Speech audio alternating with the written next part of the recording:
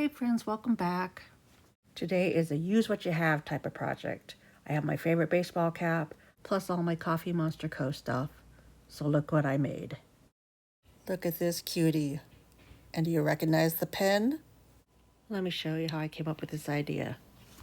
Along with about a zillion other people out there in the world, I am a Helen Wang TheCoffeeMonsterzCo fan.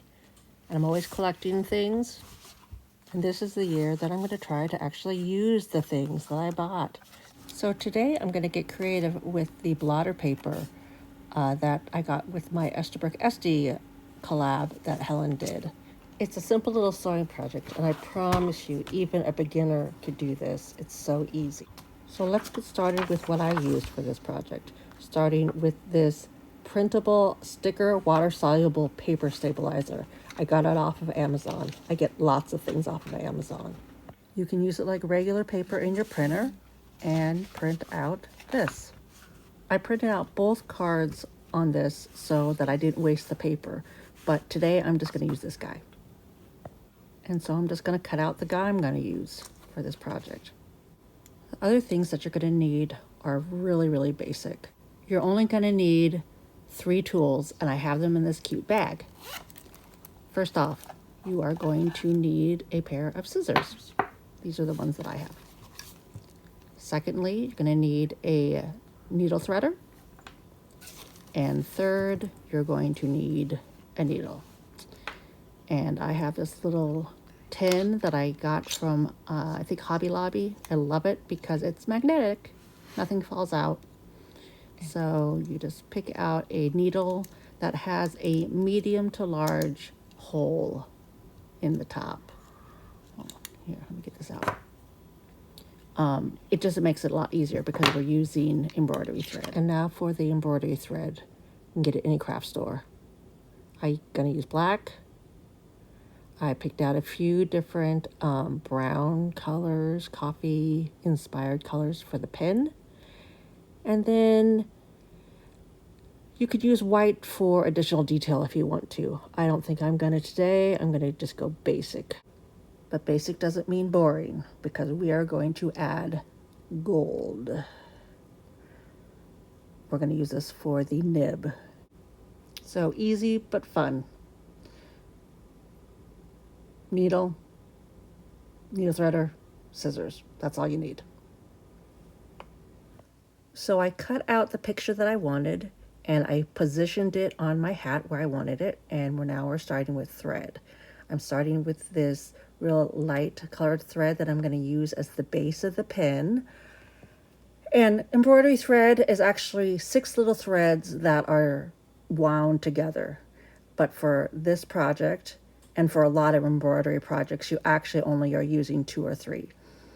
Here I'm going to use 3, and I just kind of take them apart, wiggle it down to get the 3 that I need. Sometimes I make knots. That's just how it goes. Take your time. I'm not real patient, so I don't take my time and get knots. Then you grab your needle, and the reason why I said one with the medium to large hole is it just makes it a lot quicker when you're going to be threading the needle. So you take your little needle threader and you pop it through, and then you stick your thread through. Voila, it's through. Pull it through, and now you're ready for the next part. You just have your thread on your needle, and you grab your hat. There's my little guy that I just stuck on. This paper is really nice because it's kind of like fabric, but it's also a sticker, so you can just position it on, get it on exactly the right. I wanted mine to be on there like it was writing the word Carhartt. I thought that was cute. And then you have to decide where you're going to start. We're starting on the base of the pen. And in a hat, it has this little brim support here. So you want to make sure that you're holding that up, because it's going to make it a lot easier to just go through one piece of fabric rather than trying to work with that. And then you just kind of find your starting point. We're going for the color inside. So what you're going to do is you're going to want to try to be close to the black line, but not covering the black line. I'm going to see if I can get this in where people can see this. We're going to try to find, and I kind of use my finger behind to kind of guide, figure out from the back where the needle is. You're going to see me just pop this through right there. It's next to the line. We're looking to make sure we've got to not pull it all the way through, so leave a tail, long enough tail. And then you're just going to take little stitches, and you're going to be just next to, I say, kissing, or like you're leaning against a wall. Think of it that way. You're leaning up against that wall. You're kissing that wall of the black as you take your little stitches up and down. And if you're feeling competent in this part, it is kind of repetitive. Go ahead and feel free to skip on ahead to the next area that you want to look at, because right now, while I probably will come upon a few issues along the way that might be learning curves for all of us to learn from together, some of this is just going to be me chit-chatting away. I think the most amazing thing about YouTube is the accessibility. I've found that you really can find a video about anything and everything, from the most, random thing to something that can really, really change your life. I discovered YouTube about a decade ago, and it really was just because I needed to know how to do something that I had absolutely no idea how to do. And as a 53-year-old woman with 4 children, I take pride in believing that I know how to do an awful lot. But let me tell you, electrical work, not so much. Now, the master plan is to finish off a mother-in-law apartment in the downstairs area of our house. And my husband is a master carpenter by trade and profession, so that is not out of the wheelhouse of what he is capable of doing. And I was stoked to start. Now, unfortunately, with all house projects that we do, inevitably something comes up. And by something, that means his actual job. So obviously, personal projects have to come secondary. And I totally get that. And I accept that. The issue is that I am impatient and I just like finishing off a project. Now we're going to want to make sure that our tail isn't getting too knotted up in the back. So take a sec and check it. All looks good. So I can continue with my story. So anyway, my husband has to go back to work, working long hours, and here I am at home, halfway through a project on my own. So let's reiterate. I'm impatient. I like finishing a project, and in this case, it's because I have all these hopes and dreams for this space. Part of it being that I envision a craft area, an art studio, some space that's just for me. I've been dreaming of having a place for all of my craft supplies, all of my paper, because God knows I have so much paper. And also a place to do my daily journaling, because I love journaling in cute notebooks. But here's the crazy thing. In order to use craft supplies or write in cute notebooks, you have to have lights, and lights take electricity. And electricity needs to run through wires and go to outlets and have switches to turn things on. And I had none of that. So what did this girl do? She went on YouTube and figured out how to install switches and outlets and all of that. Oh, shoot. Okay, so here's one of those things happens. You're pulling through, your tail isn't all the way long enough, and so you pull the thread out of your needle. Again, that's why I say have a big or medium to big needle so that you can thread it through and get back to work. It's just one of those things that happens. And for me, because like I said before, I'm kind of a multitasker. I'm watching a screen usually while I'm crafting or listening to music or whatever. Sometimes I get off track. And goodness, I forgot to hold down something back here. Okay, so, so as much as I want this to be a perfect project, I think it's more important that I'm actually just real when I'm doing this and let you see the mistakes that I make, partly being this whole tail issue of not quite having it long enough or having it too long.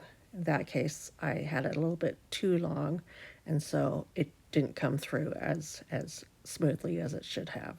So we'll get back to this, try to get into a rhythm of doing what needs to get done here. Now that we have those couple of lines next to the black line filled in and they're nice and straight, the inside part is just kind of like coloring a picture. If you think about coloring in the lines when you're young. Let me get into frame a little bit closer and see if I could show you this.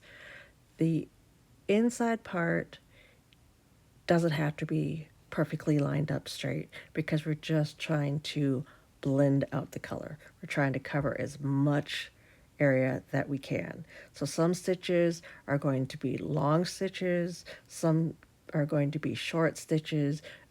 I like to vary them so that it doesn't look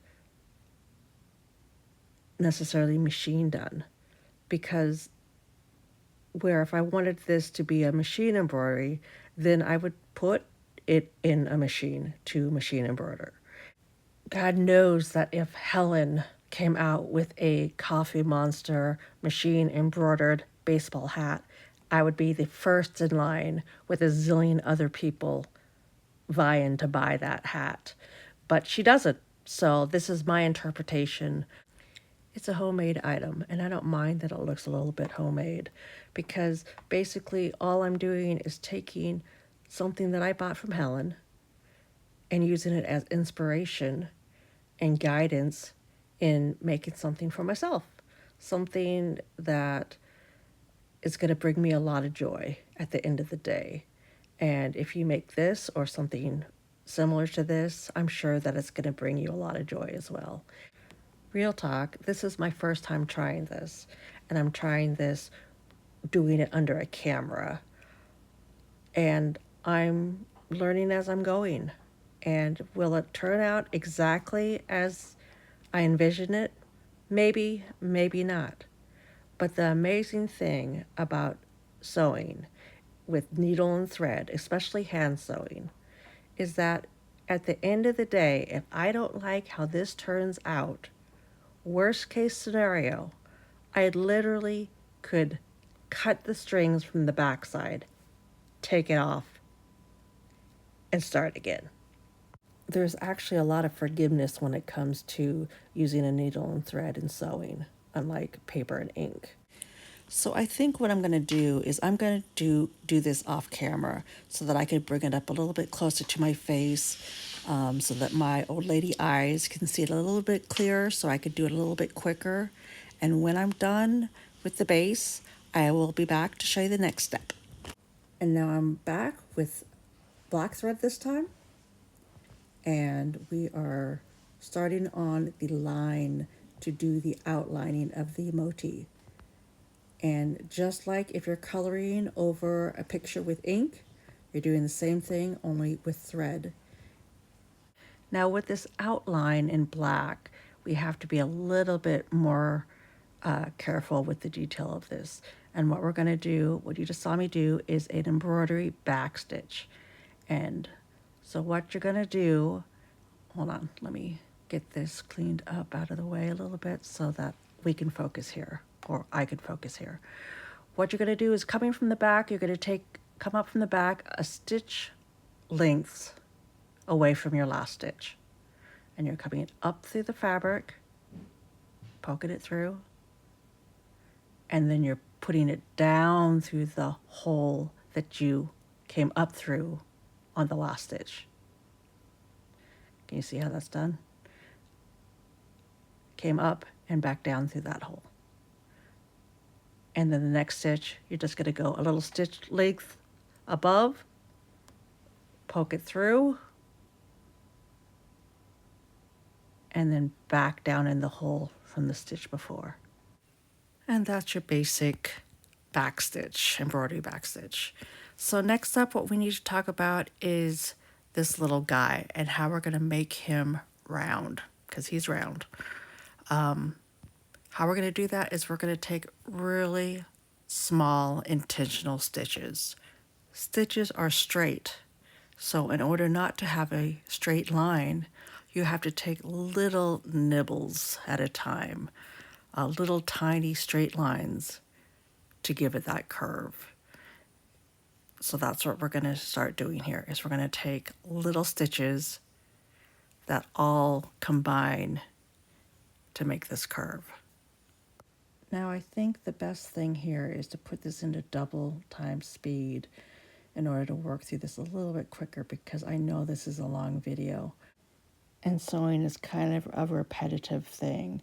A couple things to note: as you're going around the circle, your little stick-on picture might get a little wonky at times, and in that case you can just use your finger and just kind of press down on it to make sure that it's in place, kind of like it's starting to kind of move on me here. See how I just push it back down on top.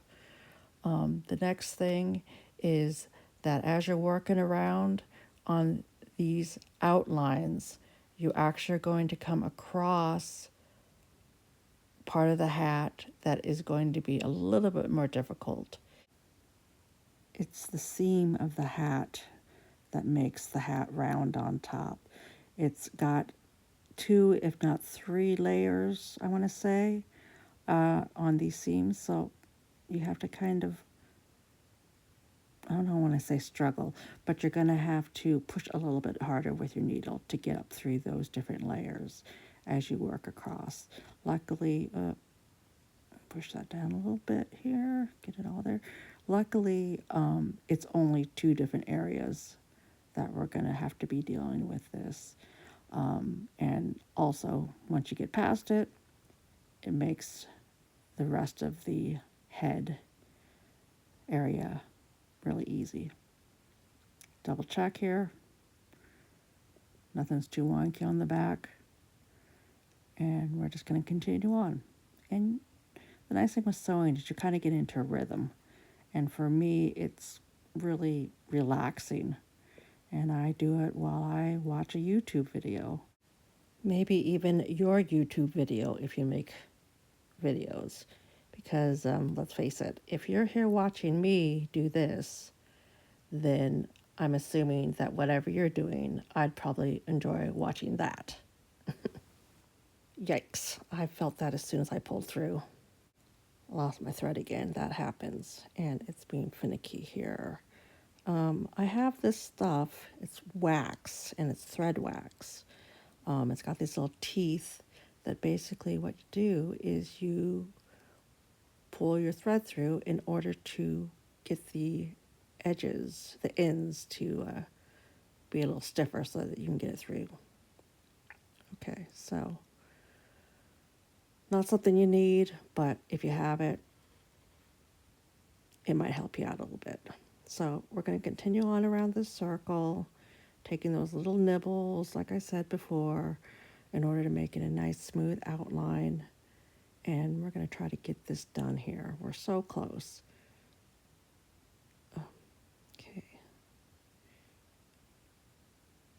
I think this wax might make this a little bit harder to get through. Maybe that wasn't a great idea. Anyways, we're going to just continue on. So, little nibbles around, pushing on the sticker paper when we need to make sure that it's nice and smooth. We're getting down to the hand. We're getting down to the hand.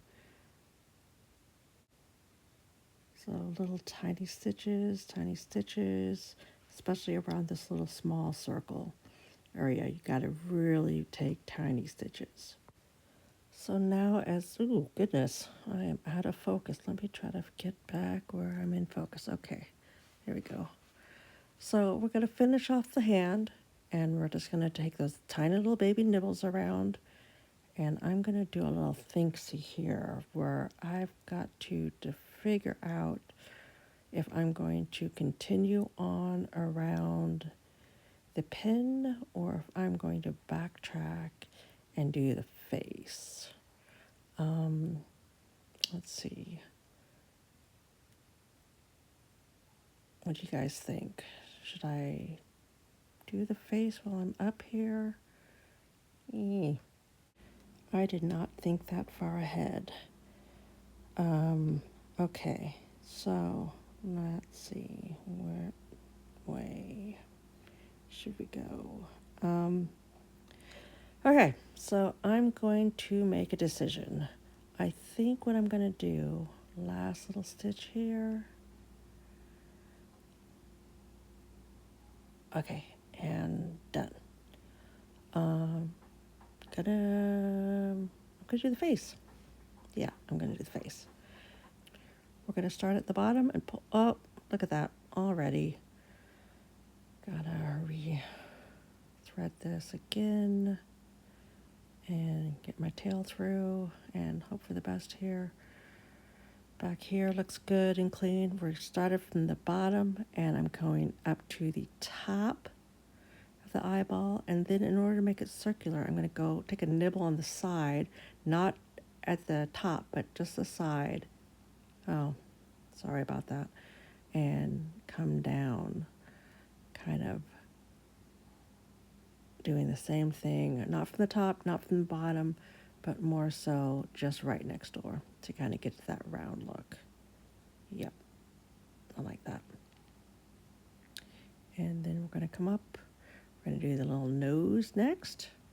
And we're just going to do that little back stitch. Anytime that we're just doing a singular line, like in drawing, but with thread, we've got to do that back stitch in order to make sure that the stitches don't come out. And here's that seam that I said was hard to get through on this little nose. Pull through. And then, this eyeball is on the seam as well. Let's real quick try to do this and get it through, so then we are done with the seam. Right next to that line, not at the top, not at the bottom, but just poke it through in order to get that kind of circular. If you visualize it like drawing with a pen, but you're doing it with the thread being the pen. So there. Perfect. What a cute little face. So now we're going to start doing the outline of the pen. And you're just going to do the same thing around the pen. There's all types of variations. I love this pen, but obviously something like this would be really cute. And actually, maybe I'll put it on the back. But no, I'm just going to stick with this. And so here, what you're doing is you're doing the opposite of what you did the first time on the pin. Is instead of kissing up against the black line with the light thread, you're taking the black thread and kissing up or leaning up next to the light thread. And again, we're dealing with those seams. Try to get across them as quickly as possible, yanking them through in order to finish off. I guess actually I said I was going around the pin. I guess I'm actually just going around the head still now that I'm looking at this. I'm thinking that even at double speed, this is not fast enough. So I'm going to do this again off camera so that I can get it done quicker. So I went a little bit farther than I intended off camera, but I just did the brown. And I still have the tail on. I'm going to continue on with this caramel color. I intentionally left the tail on that brown back there. Oh geez, I just keep hitting my cord over here. If you could see the behind the scenes of the setup I'm working with, it's freaking bananas looking. There we go. So anyways, I'm going to try to ignore that. I'm going kind of kitty corner on this in order to make it be more swirly like. This is the way that I thought that I could do it, and we're basically just like before covering up any open space. Doesn't have to be perfect because we're just filling up the space, and we're going to still use another color. So this time around, we're leaving the tails on just in case we want to come back and use that color again, depending on how this turns out. This last color, I'm just going to use, let's see, I think I'm just going to use 2 strands, maybe 3. Of course, I'm getting it all tangled up, but I don't need much of this. We're going to get it threaded, and we're going to continue on here. This part is really just about visually making it how you like it. I am going to put a little knot in the end of that, so because it's a smaller piece of thread, so that I can just use this in order to, oh goodness. So I'm going to do this a little bit different. I'm not going just totally diagonal like I did before. I'm just taking little stitches just wherever I decide that I'm going to put them. I'm trying to duplicate the look of kind of the coffee swirl that's on the pin barrel of the TheCoffeeMonsterzCo Esther Burke Esty collab that Helen did for her anniversary this past year. I'm just kind of going here and there, whatever suits my fancy here, as I'm trying to just get it to, well, to that. I think that's good. Now, before we get to the nib and the goodness of that, we gotta deal with these. And I don't know if I'm ready to cut those off yet. Let's deal with this first. We're gonna do gold thread, and it's gonna be fabulous looking. I just know it. We're gonna take 3 strands of this, and we're going to carefully, let's see, I better use my needle threader. Get this through. This thread is kind of a pain in the butt to work with, but it's going to be so worth it, I promise. We're going to pull it through, and of course I already got it. So full transparency, I struggled with that thread for a good 5 minutes, but this is what I came up with. I took 2 strands of it and doubled it over with a knot at the back, so that when I'm sewing with it, it's 4 strands. And I am just going to fill in the nib with the gold thread. So I'm going to speed up the video again.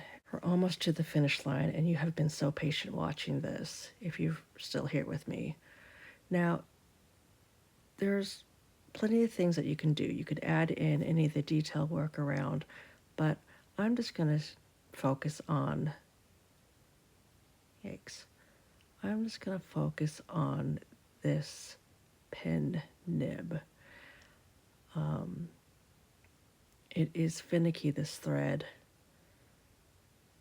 We're going to try to make it work. We're going to try to be patient here, which is one of my weaknesses. I got to work it in, and